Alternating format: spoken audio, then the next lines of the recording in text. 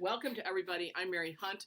I work here at Water with my colleague JT, Wave JT, and Diane New, who's due back here very shortly. We are delighted to have you, and we are delighted to have Jennifer Harvey with us. Um, we look forward to a discussion today that continues a longer discussion we've been having for the last year or so. I want to start just by bringing you greetings from the Washington, D.C. area, which, as you can imagine, is in deep weeds at this point with the political fallout of the Supreme Court decision leak and multiple matters of war. For us, those are local news, and all I can say in this company is God help us.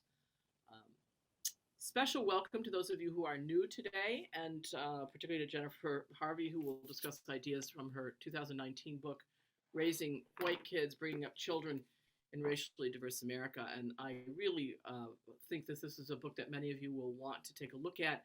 And if you haven't had a chance to read it, you have chapter 3 at least at your disposition.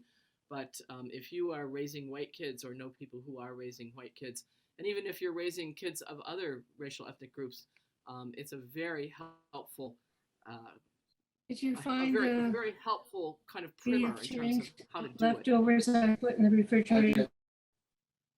Please, if you can mute your phones, that would be great, so we don't end up with several speakers at once. I want to begin, however, with a land acknowledgement, hoping that you will think, as I am, about the land upon which you sit. We here at Water are on indigenous land in Silver Spring, Maryland, the traditional and contemporary land of Piscataway and Anacostan peoples. I acknowledge the trauma that they experienced and continue to experience, and how deeply embedded that trauma is in the foundation of our country. We here at Water name our commitment to eradicating such injustice as part of our work. And I invite you just to take just a few seconds to think exactly about where you are and the people on whose land you sit. All in the hope that we can begin to continue the efforts to make things new.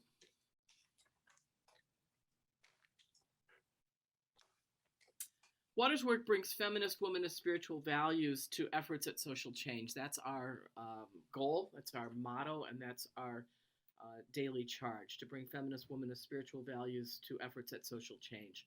So the book under discussion today, Raising White Kids, Bringing Up Children in Racially Unjust America, follows a series of teas and talks that are part of our anti-racism efforts. Most recently, we had Dr. Yolanda Pierce from Howard University Divinity School talking about her book, which I loved, on womanist spirituality in My Grandmother's House, Black Women's Faith and the Stories We Inherit. It's a wonderful book. She's a great scholar and writer. We also had Melanie Morrison with us, whom Jennifer quotes in her book, talking about her latest work, which is Letters from Old Screamer Mountain. And like your work, Jennifer, Melanie has been doing as a white woman the anti-racism work that we all need to do. We also had, and I want to bring this to your attention as well, Shaniqua Walker Barnes, who blurbed Jennifer's book in a very positive and generous way. And many of you will remember our work with Shaniqua, which was one of the Water Teas about a year ago, and the difficulties that she ran into with some of the right wing that attacked her in the public forum. So what I want to, the reason I'm raising those three people, Yolanda Pierce, Shaniqua Walker Barnes, and Melanie Morrison, is so that you can go back in your own thinking and also on our website, and you can listen to those presentations and see the notes that we've taken about them, as we will with this presentation. And therefore, you can see how this book fits into the kind of work that we're trying to do. So, as usual, our format will be that I will introduce our speaker, who will have 20 to 25 minutes with plenty of time left for dialogue, questions and answers, and discussion. We invite you to have your lunch or whatever it is that you're doing, have your supper perhaps if you're in Dublin. We'll take notes, and the notes will be on our website shortly with the video of this session, so you can just relax and enjoy yourselves and listen carefully, because I think this is an enormously important topic. I'd ask you to mute your audio so that we cut down on noise and have a clear line for the presentation. And then when our speaker finishes, you will join the conversation, and I'll give instructions for how to do so at that point. So you're not left out here, but you'll be brought back in shortly. We will end, as is our custom, at the top of the hour, which will be 2 o'clock Eastern Daylight Time. And then, of course, you can re-listen to this at your leisure, as I described earlier, on our website, which is www.waterwomensalliance.org. Just look under programs and teleconferences, and you'll find WATERtalks, and this will be there shortly, a couple days. We'll keep the Zoom line open after 2 for those who wish to stay on. I know Jennifer has to move on, and we certainly appreciate that and appreciate your hour. But for others who wish to stay on and continue the conversation, we'll do that.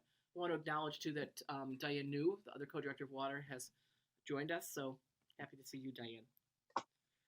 Let me begin then with a warm water welcome to Jennifer Harvey. Dr. Harvey is a writer, a teacher, and an activist who has long been engaged in work for racial justice and white anti-racism. She's the author of an earlier book called Dear White Christians, for those still longing for racial reconciliation, which was very popular and I think has been a very useful volume, just as the one we're considering today. Dr. Harvey is a longtime faculty member at Drake University, where she currently serves as the Associate Provost for Campus Equity and Inclusion. She's an ordained minister in the American Baptist Churches, USA, and her education was primarily a Master's of Divinity and PhD at Union Theological Seminary in New York, which many of you know is a very important theological center for the study of social ethics, both in theory and in practice. And there's kind of a, if I may say, a kind of union-ish stamp that I see on so many people who have graduated from those programs, and I mean that with the most in the most complimentary way. That one can be sure that graduates from Union have been exposed to, and in many cases have taken on the kind of social justice issues that Jennifer Harvey has taken on. She's published widely in the secular press as well as in academic circles. She's done a lot of media, especially influential radio shows like All Things Considered on NPR. So the word is out about her creative and concrete thinking about how to raise anti-racist white kids. And I suggest that we have that conversation here. And I welcome you, Jennifer. Look forward to your remarks and to a good discussion. Thank you so much for joining us. I hope it's enjoyable for you. Welcome to Water. Thank you so much, Mary. That was such a nice introduction. I appreciate it. And I'm so glad to be with you all and for you to make space and share in this conversation with me. I just want to sort of put on the table before we begin, or we've already begun, that talking about raising anti-racist white kids is not a white conversation. Everybody is affected by how white families are socializing their young people. And so I like to just name that right up front. Everyone's affected by what's going on in white families. The second thing I like to name is that talking about raising anti-racist white children is not a conversation just for parents. We are generationally raising the next sort of generation of youth. So if a child has ever seen you or you have seen that child, you have contributed to raising that young person. And we should take that with all of the sort of seriousness that it engenders. It sort of is a daunting thing to think about that, but it's true. We're all doing it, whether we are a primary caregiver or not. And the third thing I like to say is that it's not just a conversation for kids, because some of the challenges that we have when white caregivers and parents try to think about how we lean in and do really robust anti-racist formation with our children, when we find ourselves stuck about how to do that, it's because we ourselves did not experience that as young people. What white adults, the current sort of generations that we might call adults, got from our families, whether they were so-called colorblind families or more explicitly overtly racist families, is simply in our formation in ways that oftentimes when we get stuck working with young people, it's because of where we're at. And so it's actually raising white kids is sometimes for white adults about re-raising ourselves. So what I want to do at the time that I'm presenting is share some stories that kind of frame how I ended up walking through and working with this book. And then, as Mary said, leave lots of time for conversation, because really that's what we need to be in with one another, because we are trying to do a work that has literally never happened before. We have never raised a generation of anti-racist white children. And so there's lots of unknowns, there's open questions, and there's lots that we just need to sort of think through and talk about together. So I'm just going to kick it off with a story that a mother told to me when I was working on this book. And what she said to me was, I was so relieved when my second grader came home after her school's Martin Luther King Jr. Day. I'd worried about what she was going to be taught. Like, I figured they might sugarcoat things. But then when my daughter came home, she was so excited about everything she learned, and her school had really done a great job.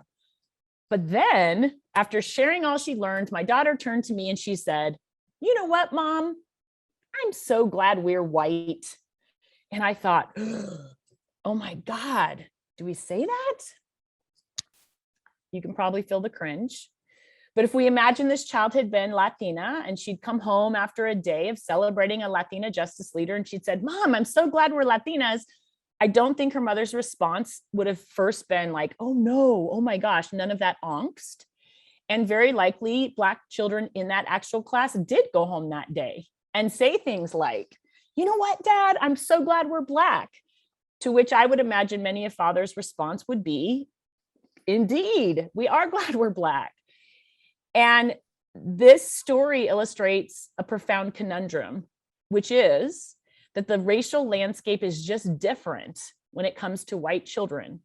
Because if you're committed to equity and if you value justice, but you're living in an unjust society that also is privileging you in that injustice, you face some complexities that are unique.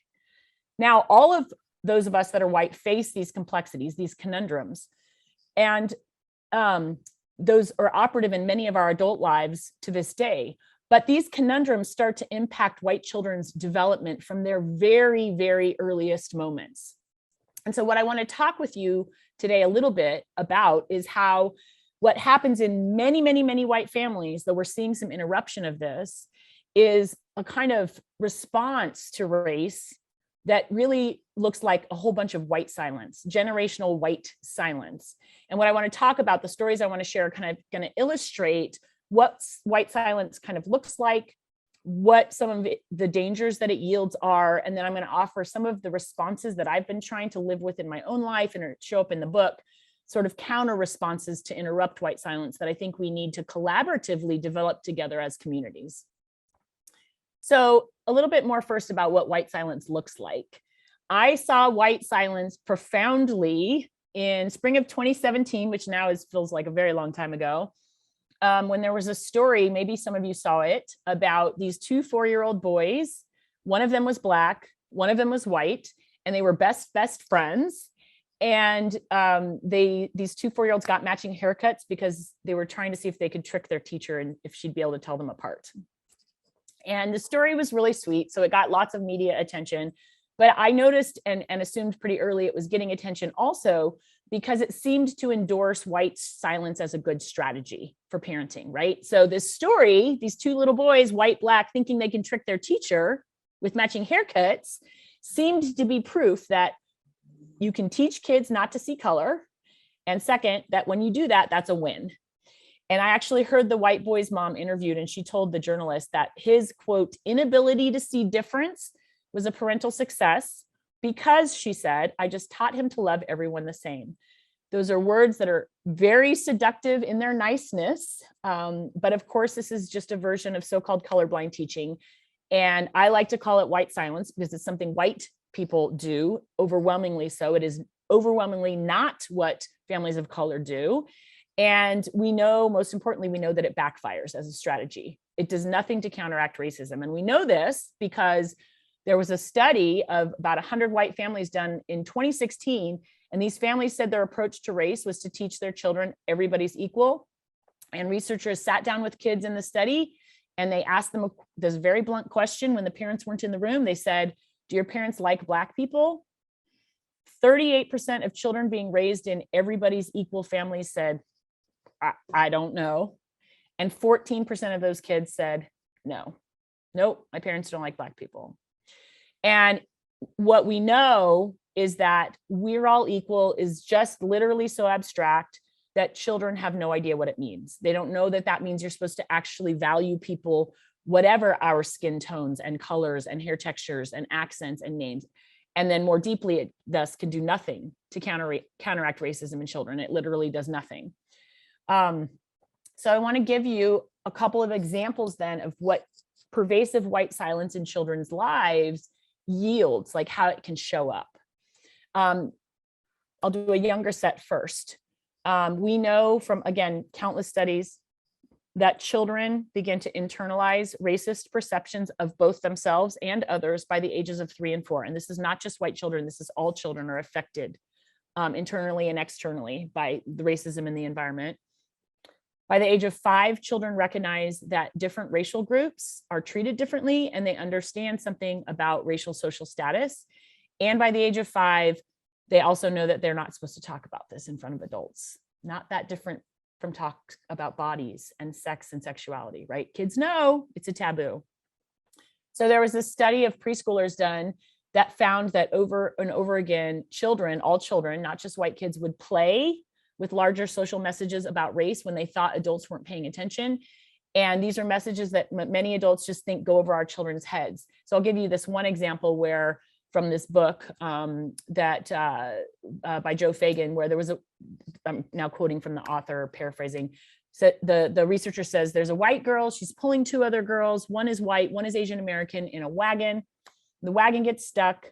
The Asian American girl jumps out to help. And the white girl says to her, no, you can't pull this wagon. Only white Americans can pull this wagon. Renee has her hands on her hips and she frowns at Ling Mei. The Asian girl tries again to lift the handle of the wagon, and Renee again insists only white Americans are permitted to do this task. So this is a 4-year-old, and she's using white racial assumptions about who gets to be American in her play, and it's pretty sophisticated. And lots of us are tempted, we hear a story like this, to go, well, oh my gosh, what are they teaching that child about race at home? Which before I was a parent, I used to think things like that all the time. Before I was a parent, I was a really good parent. Then I became a parent, was like, oh, because we need to resist that temptation. That could be what's going on at home, but it's just as possible that that's not what's going on at home. Because though we like to think when kids display racism, that's just the cause of that is the few rogue bad parenting apples, right? It's not how it works. Dr. Beverly Daniel Tatum has taught us to understand that racism is like smog, and we're all breathing it in every day. And if the problem is smog, then white silence is just as likely to result in this wagon story, just as likely as if a child learns specific teachings at home that, quote, only white people can be American. Because white silence, and this metaphor resonates more deeply now that we're surviving a pandemic, white silence is basically refusing to give your 4-year-old a breathing mask. And so you just send her out in the world and she breathes in racism, negative stereotypes about people of color, and false beliefs about her own superiority. And then she breathes it right back out into the world. That's how powerful smog is. So here's a teenager version of what white silence yields. This worries me mightily. I think we're seeing some of the fruits of this in our political culture right now. I see it on my college campus. This is another study that was done a number of years ago, and Mary Buchholz did a year doing interviews in a very racially diverse high school where multiculturalism was actually valued. That was the curriculum. And she interviewed kids of all different classes and races and ethnic groups. And she started each interview by asking these teenagers to tell her their age, their sex, gender, their grade, and their race, ethnicity. And something fascinating happened. She learned quickly that white young people couldn't answer the race question. They did fine with age, sex, and grade, but then they would start squirming. And so some of them would give her ironic answers. And so she writes about one boy who takes on a fake British accent and suddenly says, well, I'm the whitest of the white boys. He's kind of like mocking, celebrating his whiteness. And other students get really uncomfortable. So they'll be like, well, I'm white, I guess. No, wait, you know what? My mom told me we're Dutch. That's right. Our people are Dutch. Or some of them would just be like, well, I don't know, I guess I'm white. And so Buchholz pushes on this and she discovers a couple of things. She discovers that these young people are literally not sure if saying I'm white is the same thing as saying I'm racist. And they know that they're not wanting to be that. And so they recoil from the white part. And the other thing going on is that there's a narrative in the school among all the youth, not just the white youth, that associates whiteness with cultural blandness, and a lack of coolness. And sometimes students will report this to her as kind of a joke, but other times it's very clearly quite painful to them. And I think this is deeply important, because if we imagine that we've got young people who are at an age where uncool is about the worst thing you can be, and you're telling them that celebrating diversity is a key value, that's what we do, as we should, right? But everybody knows that doesn't mean you're supposed to celebrate your diversity. I mean, is it? Your whiteness, but no one's talking about that with you. We've set them up in this equation that goes like this. You don't get to embrace your race. Everybody else gets to embrace theirs, and you're supposed to enjoy it. While you're supposed to enjoy embracing your much cooler peers' differences all the while. Like, we collectively, I don't think we've thought through what's going to happen in that scenario. And Buchholz figures it out. She discovers that a lot of those young people are really resentful, but they don't resent the adults who have failed to support them and nurture them in anti-racist formation or help them through those conundrums. No, they turn their resentment on the whole enterprise of diversity. They turn their hostility on their peers of color, some of them, and everyone's then been set up to fail. And some of those young people are being actively recruited right now in this country, because there are groups in this nation that know that this vortex sits there and want to tell them, oh, it's okay to be white. So let's come, we'll teach you what kind of white you can be. So we have to fight for those young people. So I want to just offer three counter strategies, very provisional. There's many more we need. And I think in our conversation, we'll find, we might flesh out more. You've probably seen some in the spaces you're in. But here's three that I know that we need to begin to develop collectively. First, we need to create what I call race-conscious schemas, race and justice-conscious schemas. And I'll give you an analogy to describe this. My children have two moms, so they have always just known that you can have two moms. And so before they even could say the word mom, they just knew multiples was possible. And so when they go out in the world and dominant culture says to them, you have to have a mom and a dad. My kids just think those messages are strange. It never occurs to them that their family has to be explained somehow. And that's what schemas do. They're the deepest underlying patterns, prelingual even, that we use to make sense of the world. They make up our deepest assumptions of what normal is, how things simply are. And kids, young babies, toddlers, kids are doing this all the time.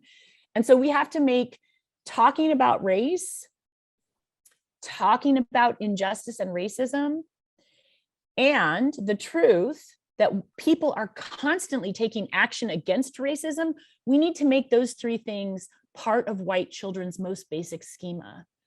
Talking about race, naming injustice and racism, and the reality that people are constantly acting against racism, we need to make that part of their basic set of assumptions about what race means in our country. And there's a ton of ways to do that. Early and often race talk is essential. Getting kids in spaces where they experience people resisting racism together is essential, and many, many more strategies. But I want my kids to know it's normal. I don't ever want them to question that it's normal to challenge racism when they see it, when they encounter it, that's just what we do by default. I don't want the default to be like, oh, do I have a role in this? The second counter strategy I like to offer is to talk about racial scripts, and the scripts as in a play, like a script gets written for a play, and a conversation I think we need to have that is about how powerful racial scripts are. So I started thinking about this when I would hear so many white parents talking about putting their kids in diverse spaces, multiracial spaces on purpose because they value diversity, only to be disappointed over time their kids couldn't sustain friendships with kids of color and young people of color. And I think what we have to understand and really talk about and face and have strategies for is that whatever our unique personalities and commitments and identities, our lives are all unfolding in this larger racial story. And that story began a long time before we did, and it's being written every single day by forces much larger than us. And so that means I've been handed a role. And it doesn't matter, for example, if I was involved in police brutality organizing in New York City in the 90s, which I was. That doesn't matter the day after yet another Black person is killed by police. When I walk by a Black person on the street in Des Moines where I live who doesn't know me, I am just another white person. Like those national racial wounds, that violence, historical and contemporary, that trauma, they all exist between us. They mediate all of our encounters with one another. And in fact, they often, more often than not, prevent us from going much further or more deeper than a first initial encounter.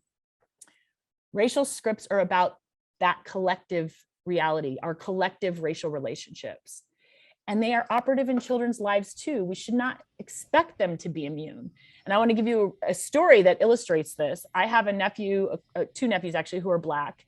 And my younger nephew, T, attends a very racially diverse school here in Des Moines. Des Moines public schools are very diverse.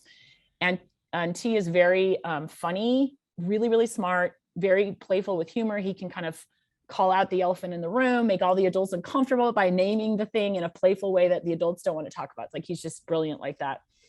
So when he was about 5, we were having family dinner and he was going on and on at dinner about how they'd been playing dodgeball at school that day.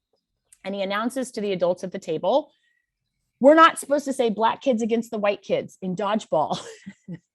And we all started laughing because we knew that meant he had done that day. And then we asked him if he knew why his teachers didn't want him to say that. And he was like, "Nope. They just said, don't say that." And I suspect that there was some developmental naivete in the mix for him. But I also, and this was long before I was writing this book, I felt like he was playing with kid awareness of racial tension. And I felt sad that the teachers hadn't felt equipped to explore this with the kids, because I think that silence they offered then left all of those children more likely to succumb to racial scripts, because those children are going to square off as Black and white in some other way without adult support. They have been handed roles and they are starting to know it. And my nephew was playing with it. So I tried to imagine any number of questions that might have interrupted the script, right? Race and justice conscious questions one could offer to a 5-year-old, like, "Well, that's an interesting idea. What made you think of that?" Or, "Well, what about white kids and Black kids who are friends? Would you let them play on the same team if they wanted to?" Or, "Well, wait, but how do we know who's Black and who's white? How do you know that? And what about kids whose families are Black and white? Or what about students who are Latino or Latina or from Vietnam, Latinx? Do they get to play? And whose team are you going to put them on?" And I can almost guarantee you any of those questions would bring out fascinating things those children already know about race, things their teachers don't typically hear about, and that they all too rarely get to have conversations with adults about. So I want to be really clear. I'm not suggesting students be allowed to play racially divided dodgeball, but that story to me was an example of a prime opportunity to disrupt a script through exploratory race and justice conscious dialogue. But it would require that adults stop underestimating children and frankly stop freaking out about how nervous it makes us to have those conversations with kids. So the last story I want to offer is about the way that race is in our bodies. And it's something we don't talk about very often, and it's hard to talk about, but I think it would be great if we started sharing more with one another about how race is in our bodies. So I'll share a story from my actual life with my actual white kid. This also took place years ago when my child was about 4. And we'd gone to Chuck E. Cheese for a birthday party, that bastion of hell that is Chuck E. Cheese. And there was a mostly white crowd there, but there was a large group of young African-American children running around, enjoying themselves immensely. The space was very, very, very crowded that day. And nothing was ever spoken aloud, but I started to feel racial dynamics in the space very quickly. And what I noticed was that the adults in the space, the white adults, would kind of glance towards these young Black children. Not with hostility, but they kind of had a vibe. And I also noticed especially that there was kind of this pronounced unnatural avoidance of these kids, avoidance of eye contact, avoidance of touching. So it felt really strange because the place was so crowded that we were negotiating our bodies in space, which requires eye contact. We actually, as humans, often negotiate our bodies through eye contact first before words. So like a child would bump into you while you're running up on the skee ball machine, running up to the skee ball machine, and like these white adults would act like it didn't happen. So it was just very, very, there was like racial bubbles in the room. We were trapped in them. So at one point I stepped up to help my child, my 4-year-old, with a game. And at the same moment, a boy who was part of this group of young Black children, my child is white, stepped up to the game, and he didn't look at us, consistent with the dynamic in the space, but we were going to have to figure out who was going to play first because they both got there at the same time. And this child happened to have incredible designs shaved into his hair. And I was I wasn't sort of analyzing any of this in this way. I just responded and stopped him and said, "Hey, I love your haircut. And he looked startled for a moment, and then he smiled at me and he said, thanks, because it was a really amazing haircut. And he knew it. And then we all made eye contact and smiled and moved on. It was fine. I don't remember who played first. But then what happened was that for the next hour, this child, 9-ish-year-old, and many of the young kids he was with chased E, my child, around Chuck E. Cheese. And they kept coming up to E over and over, shoving tickets in my kiddos' hands, those skee ball tickets. Every time they won a game, they'd come find my child, and they gave my child hundreds of tickets over the next hour. And it was so sweet because this 4-year-old is going, oh, these big kids are just like showering generosity on me. Like skee ball tickets is their love language, right? And it was amazing and also shocking because it was the only interracial interaction I saw that whole afternoon. And I don't know exactly what was going on, but my hypothesis was that racial divides, and in this case, the unexpected crossing of one, had something to do with that whole interaction. I felt the relief myself of not staying inside the racial bubble. Like I felt kind of a rupture of it after this child and I had that exchange. And I don't know what he experienced. And I don't want to over hypothesize. Of course, he's not here to talk about it, but his smile and then his exuberance afterwards suggested something about our exchange was welcome. And I mean, really, what 9-year-old gives up Chuck E. Cheese tickets? And I share this because illustrates race as a body thing. Our bodies are constantly creating racial and interracial dynamics in collective spaces without words. The ways our bodies relate increase or reduces racial tension, can increase or reduce connection engagement. And our kids soak this in. I couldn't have talked about that with my 5-year-old, but all the adults were modeling it that day. And my child was actively internalizing that developmentally. And then for one moment, because of a 9-year-old's generosity, my child experienced the disruption of embodied racial division in their body. So that's just one example of space and the strategies that I think it elicits. Or what do we do about, how do we show intention about where we spend time with our bodies and what we do and how we live in our bodies in collective multiracial spaces? What do we make sure our kids experience in embodied ways? Repeatedly. So I'm going to close. Sometimes I close by talking about how important it is we be willing to break white kids' hearts. I'm not going to tell the story about that here because of for the sake of time, but I will just say I talk about that, and I talk about it in my book, because when we insulate white children from heartbreak, which is a pretty default response in many white families, trying to keep them innocent, we actually need to start to understand we're actually bartering away their humanity. And in fact, so many of us who are white adults had our own humanity bartered away by adults in our lives long before the age of consent, out of an attempt to keep us innocent in some way. So I want to say, as I close then, just that there's so much uncharted territory here in terms of raising white youth. We have had few models. This can be very frightening stuff. These are very dangerous, violent times, and all of this is hard. And it's especially hard because this conversation, most of us are trying to do with youth, those of us who are white, what adults in our lives did not do with us. But I want to just say that from my journey, I'm learning that the most truthful questions for me here are not about how I exactly map or measure if I'm doing it exactly right. The most truthful questions aren't practical ones about how to do it to get this, exact correct outcomes.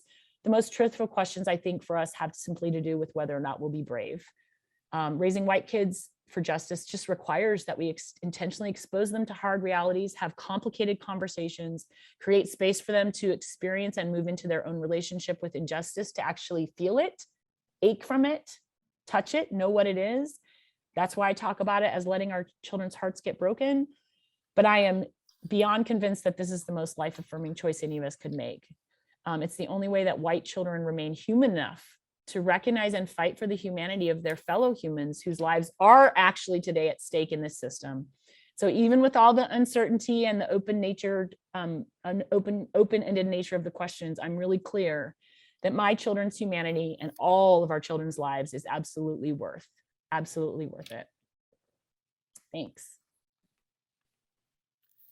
Thank you very much, Jennifer Harvey, for presenting some of the materials from your wonderful book, Raising White Kids, but expanding the analysis to also re-raising ourselves, which I think is an enormously important point, and I think there's probably another book in that. because I think that's the kind of thing that many of us don't think about when we think about these issues. So thank you very, very much. It's a book published by Abingdon in 2019, easily available on the internet. Really, thank you for that powerful presentation and for the strength of your analysis. And I just want to offer my sympathy for the fact that you had to go to Chuck E. Cheese. Yes, right. That's the worst. Dante designed it. It was, sort of one of the I thought lesbian moms should get a pass from Chuck E. Cheese, but we don't. I know. It's like one of the lower rungs of hell. Is Chuck E. Cheese. And they smell like that food. Yes. Oh my awful. God. But kids love it, and your story is very convincing. If any of you've ever taken your kid to Chuck E. Cheese, or I don't know if you have Chuck E. Cheese in Ireland, but it's a kind of kids paradise because it has games and you win tickets, and the tickets then are turned in at the end for toys. So the fact that this little 9-year-old boy gave a 4-year-old girl tickets is so almost sweet. That's sort of like I guess you'd say Peace Prize, kind of behavior, that you get a Nobel Peace Prize for that kind of behavior in most Chuck E. Cheeses, because kids would rather grab the tickets. Anyway, just think Dante, and you'll have an idea of what a Chuck E. Cheese is like. I want to turn now to our discussion and invite you to raise your hands using the raise hand button at the bottom where it says reactions to the right hand side of the bottom, and you can just push the button that says raise hands, and your hand will go up like mine did. And then you can lower your hand. If you don't feel comfortable doing that, you can also just jump in by raising your hand in the old-fashioned way. But I want to say that this is a book that you want to really give some serious consideration to for a book club or for congregations or for classroom resources. This is a very important book, and it has the virtue not only of the content that Jennifer has pointed out, but she's been rather modest about the writing. It's extremely clearly written, and it includes a section at the end of each chapter called takeaways. And if you just read the takeaways, those could make a nice little pamphlet to be used for sort of widespread distribution. The takeaways from these chapters would form a nice, in order, pamphlet for people to use to get sort of the cliff notes to this work. I'm not suggesting to shortchange it or to in any way trivialize the content, but just to say that in the interest of getting this into the hands and hearts of a lot of people, that might be a strategic way to do it. So you could teach a class, or you could offer a discussion at a conference or whatever, using just these takeaways. Let me then invite you to ask your questions, make your comments. We'll go to the top of the hour, and then we'll continue for those who wish. If some, like Jeanette Stokes, are in a silent house at this point, you can just put your question in the chat, and we'll be happy to convey that. So the floor is open. Please be brief so that we can hear from lots of people. And also, if you'll say your name and where you're from, or maybe some identifying characteristic, it'll help Jennifer, I think, to know with whom she's speaking today. So again, with thanks to you, Jennifer, the floor is open. Thanks, Mary.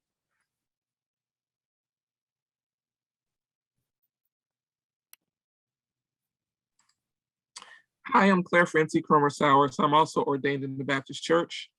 I thank you so much for your book. I find that as a ordained minister, but also as a mental health counselor, how I see a lot of children now because of the pandemic.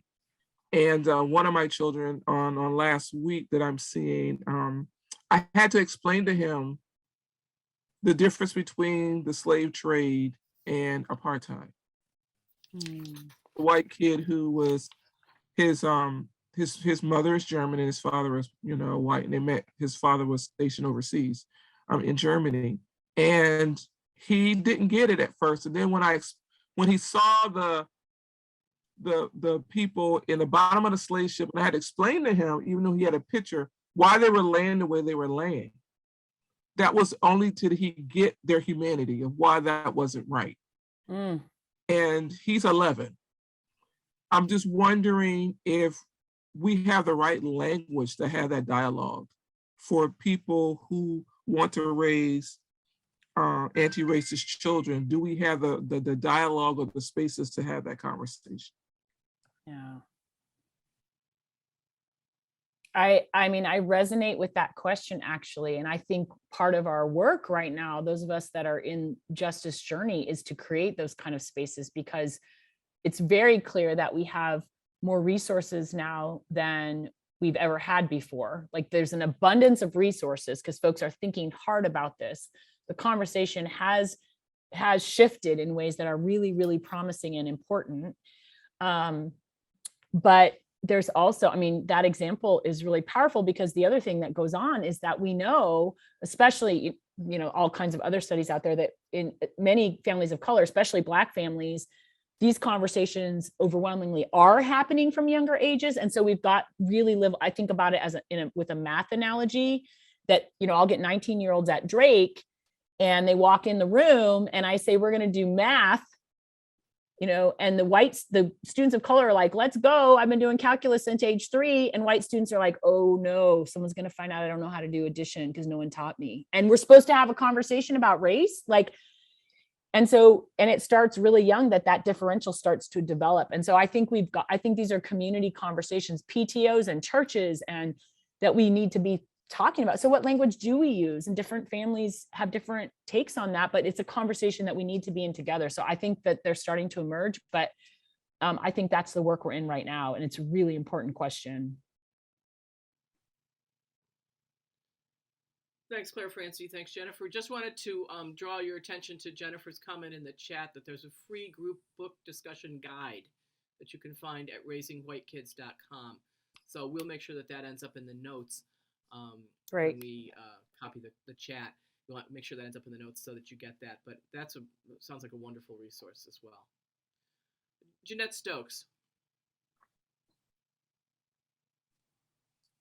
I'm going to hope the person in the room next to me is out on the beach at the moment. It's great to see you, Jen. Hi, Jeanette.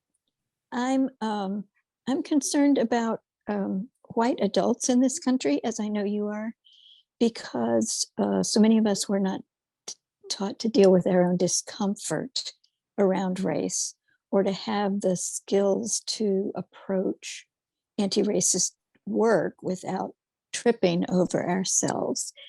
My hope for adults to be able to teach their children how to do that is empowered. My hope is lower. I just want to ask about a prerequisite for all of this, raising white children not to be racist, is to be for parents to be involved in the work themselves, to come to terms with their own whiteness. Am I right about that?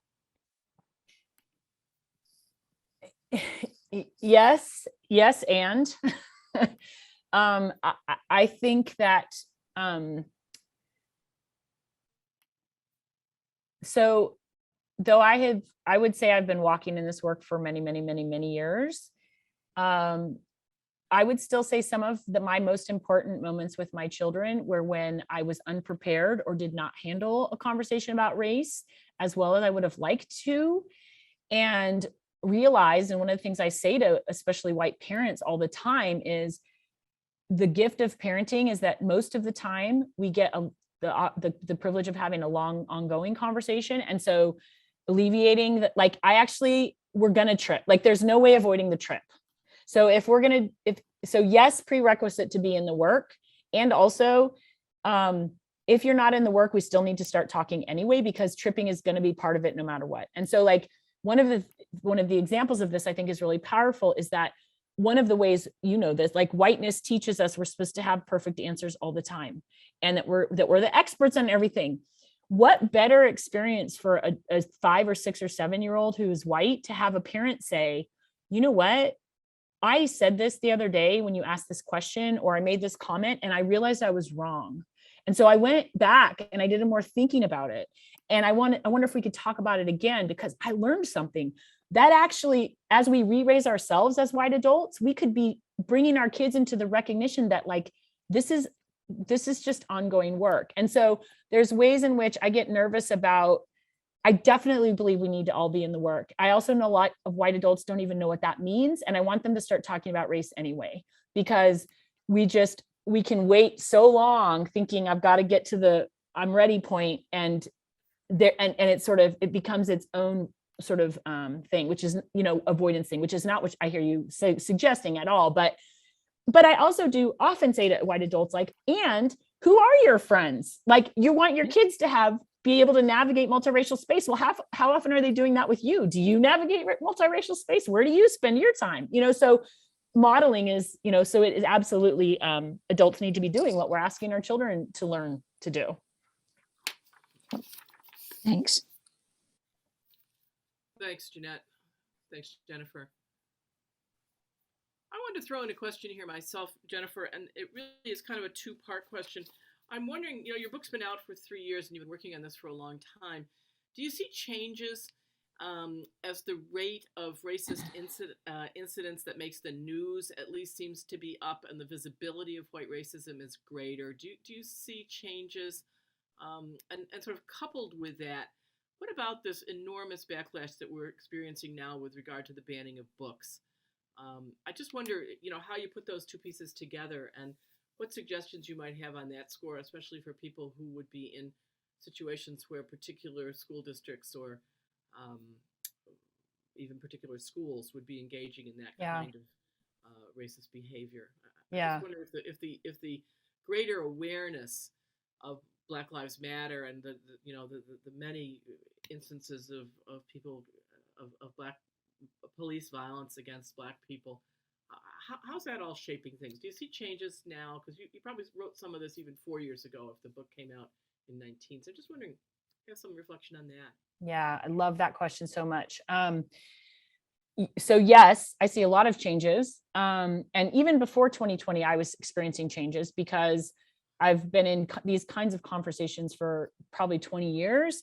And really since 2014, I started seeing significant changes in predominantly white spaces in terms of readiness and willingness to acknowledge that we were not doing what we need to do and that we didn't even have the skills that we need. I started seeing that really in 2014 after young people in Ferguson rose up. And so that's really exciting to me, even if, of course, it's also maddeningly frustrating that it's 2014, now 2022. And this is really, but I find that we're having conversations, more of them and more robustly than we've ever had before.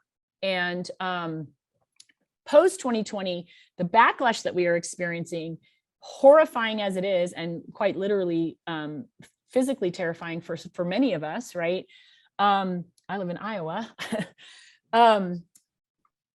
It not only should have been expected, it's also evidence that people are scared, which I think is a good sign. Because I think in 2020, the kind of mobilization we saw, it's not like 2020 people just erupted on I saw people on the streets in Des Moines, Iowa. I have never seen in the streets, even though I've seen them be sort of nudged along for years.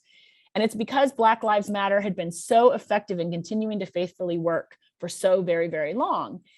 And so Ibram Kendi talks about how backlash is predictable, like that's going to happen.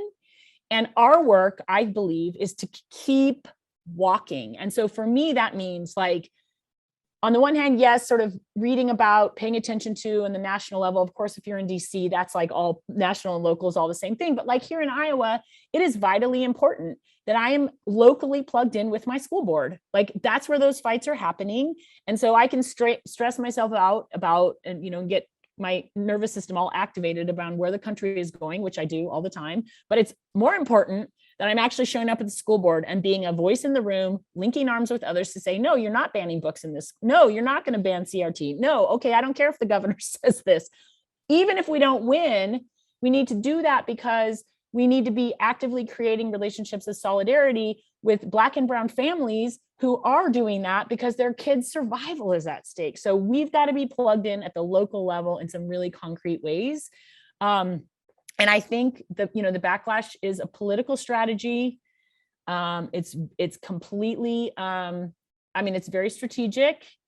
And one of the ways that we challenge it is by being in physical space with others at like the school board level. If we just use this example, there are parents in the local school board who are vulnerable to those messages. I need to be in those spaces in conversation with those folks as a human to human, neighbor to neighbor, parent to parent, present, saying, wait a second, is that really, what are you talking about? And not only fighting at the level of abstraction, because sort of like the teenager example, people being recruited, right? Because they're afraid or they don't have what they need. That's part of what the political strategy is to get folks who don't really know kind of worked up and afraid. And so we need to be in space with folks working to really counter that messaging and also stand up for our values as we do that. And especially really have the backs of Black and brown leaders who are waging those struggles in local communities all over the country right now. Thank you. Yeah, I'm in complete agreement with your reply, but I'm also daunted by the enormity of the task and what Me we're too. up against. I mean, Me too. What we're up against, and that the backlash is real and it's very real, productive and powerful, but we're up against it. Sheila Curran, your hand is up. Please be next. Well, thank you very much, Jennifer. I found your piece very powerful, and just reading the chapter, I come from a very different context. I'm in Ireland. The issue is the same. The context is slightly different because of where we are. But one of the things that struck me in what you're presenting, and even in your reply to Mary's question about, being in those spaces, is that one, the role of social media in the provocation of untruths and setting out, especially in the younger world that I'm not as up to date in, but in the ways that you're trying to counteract the false messaging around any of these issues. And secondly, the continuous growth of what we call here the far right in perpetuating these divisions across the European world, which, joins within the United States from a different context. But when you were talking about the slave trade, and I come from a country that was colonized, and while we were very much white, European, Eurocentric people for a very, very long time, supposed to be homogenous, which is another debate, is that it's only in the last 40 years that Ireland has become a multicultural space. And even in a country that's trying to learn how to be multicultural and thinking that it has sympathy with people who are on the margins or exploited or disadvantaged, we can become very racist. So that's one of the things that's my dilemma in working to demyth and dispel the island of 1,000 welcomes and the lovely green people that we are, and these happy faces that you see on St. Patrick's Day, that our island is not necessarily that, and it's not that anyway, because it's a very complex place. But how diversity and multiculturalism and interface in a place that doesn't bring the similar history to what is in the US, but certainly brings the same problems. But one of the things is how social media links and perpetuates that. And for young people, that's a space that is very hard to dispel. While you can be there in the conversation, or you can be, but their reliance on where their information comes from, who they're in dialoguing with across these veins, and the growth of how it's connected in that world. And I don't know what you would have to say about those spaces. I mean, for me, that's a place where Mary saying how daunting the task feels, it feels the most daunting, because, and especially watching even, I've got a 13-year-old. We haven't allowed her on any social media yet because I don't even know how I'm going to navigate it. I just think the crisis that has engendered is massive in ways that, and then add the pandemic and coming out of the pandemic on top of it. I literally have no idea how we're going to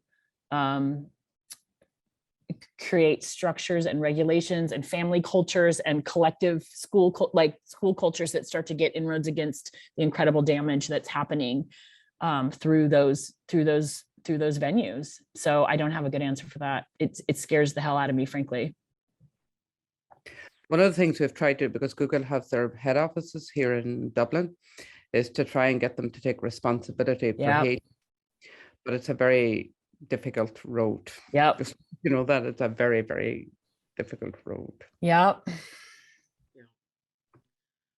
Thank you, Sheila. It's a helpful perspective, not happy, but helpful. Who's next?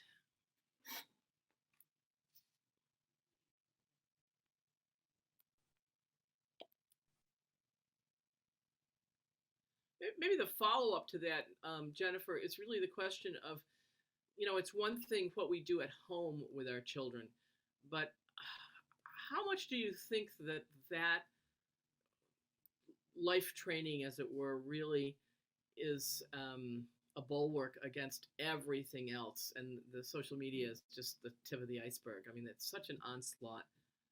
Do you have you seen studies on that? I mean, how does this work for kids who get what anti-racist parents want them to get at home? But then it just feels to me like there's the other piece of it, which is you can't keep them off social media forever.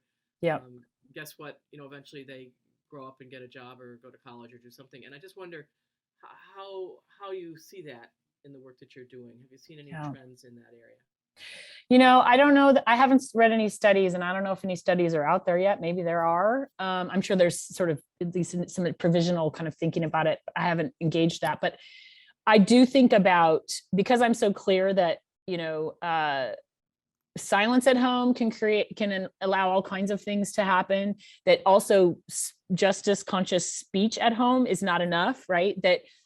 So I think about things like, it's not only about sort of modeling for our kids what we want them to be able to do so that they learn the right thing to do. It's also about what kinds of communities are we I believe deeply, and this comes from my queerness too, like in village raising. I mean, I want my kids, I think all of our kids need to have a whole bunch of kinds of adults who are, so that they see and experience in space, not just the values that come out of my mouth, even ones I might be embodying, but like all adults who are living those values in all different kinds of ways, who also might be askable adults for my kids in ways that I'm going to sometimes not be because I'm the mom. And so that's one of those, I hope, kind of bulwarky kinds of things.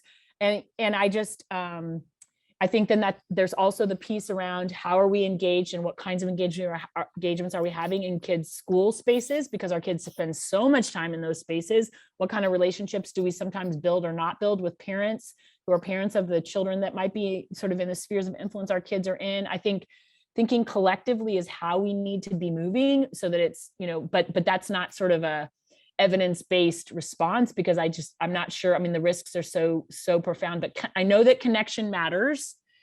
And so that sort of values-laden connection is what our children need, just like we as adults need it, to be less likely, I think, to be seduced and sort of tempted into spaces that are very dangerous for us. But it's sort of an ongoing walk, I think. And the risks are very real regardless. I'm not sure how this is all going to turn out, even in my own kids' lives for that matter. I'm sure when my kid is 17, I'll find out all kinds of ways that I'm doing it totally wrong. Well, if you're taking your kids to Chuck E. Cheese, you're probably on the right track, Hey, I'm going to have the unhappy task of closing out the formal session here, because we have had such a rich input from you and some good discussion ourselves. And I would like to thank Jennifer Harvey for being with us. We will keep the Zoom open. People can continue in conversation, and I hope you will. These are tough issues, and they're complex issues, and we have just begun to touch the tip of an iceberg, both in terms of parenting and in terms of our own anti-racist relearning. So I want to thank you, Jennifer, for being with us and for being the occasion for this conversation.